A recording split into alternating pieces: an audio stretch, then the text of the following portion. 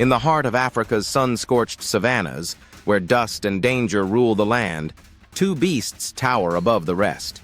They are not hunters, yet they command the fear of predators. They are not predators, yet they are forged for war.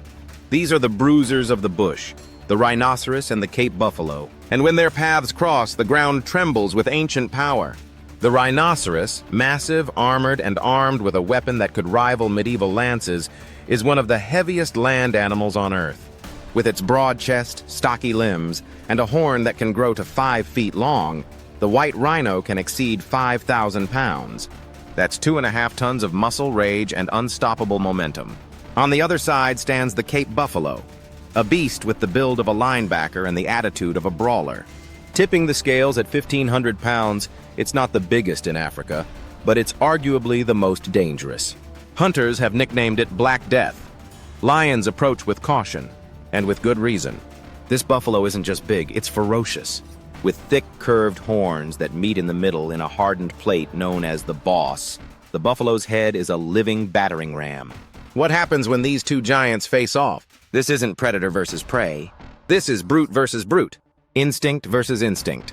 This is raw strength clashing with unstoppable will. Let's break it down.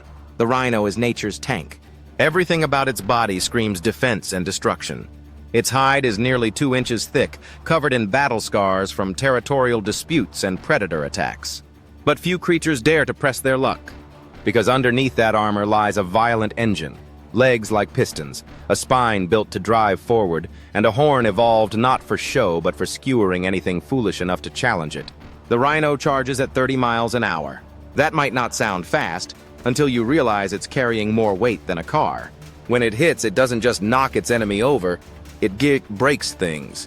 Ribs. Legs. Hope. The Cape buffalo is more agile, more cunning, and far more unpredictable. Its muscles are tightly packed, its shoulders built for brute force, and its horns designed for sweeping strikes and bone-shattering collisions.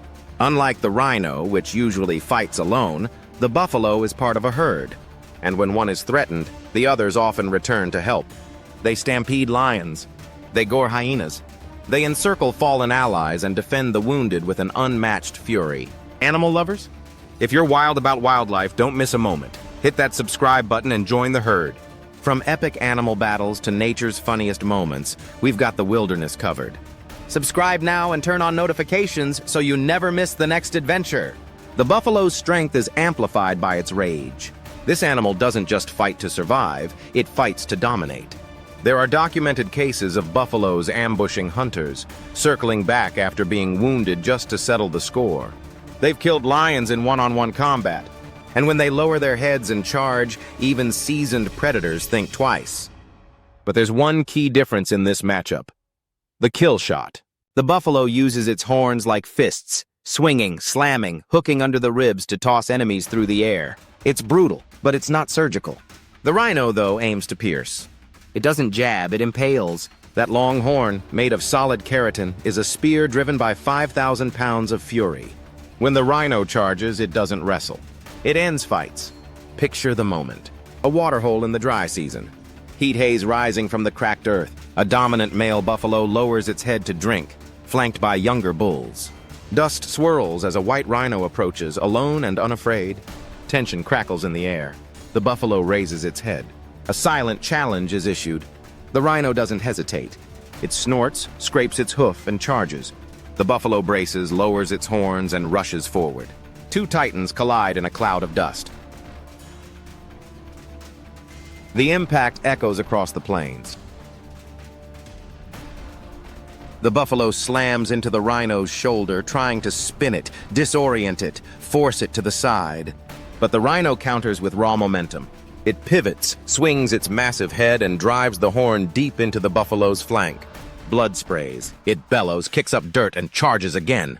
But it's not enough. The rhino's sheer mass reasserts control. It slams forward, catching the buffalo again, this time in the chest. The buffalo's breath catches. It stumbles, bleeds, and begins to falter. The rhino snorts, now standing over its adversary. The buffalo rises slowly, defeated but not broken. The rhino steps back. The battle is over. In a real encounter, this is the most likely outcome. Not a battle to the death, but a violent display of dominance. The buffalo retreats, wounded but alive.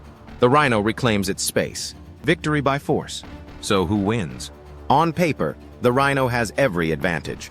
Mass, armor, and a horn that can end a fight in a single blow. It's a walking fortress. Its charge is virtually unstoppable. Its hide can shrug off lion bites and thorn bushes like they're nothing. But the buffalo's advantage lies in its unpredictability. It's faster, more maneuverable, and less likely to hesitate. It's fought off lions. It's survived ambushes. And it brings a level of aggression that few animals can match. If the buffalo lands a lucky hit, especially to the legs or underbelly, it could turn the tide. If it's fighting near its herd, it might even rally reinforcements. But in a fair one-on-one fight with no herd, no escape, and no hesitation, the rhino wins the majority of the time. The first serious charge could end it. The rhino's horn isn't just for show, it's a battlefield weapon, honed over millions of years. This is not a story of predator and prey. This is a collision of equals, each powerful, each dangerous, each worthy of fear. But when the dust settles, one animal walks away more often than the other. In the ultimate clash of Africa's titans, the Cape buffalo brings the fury, but the rhinoceros brings the finality. And in nature, finality is everything.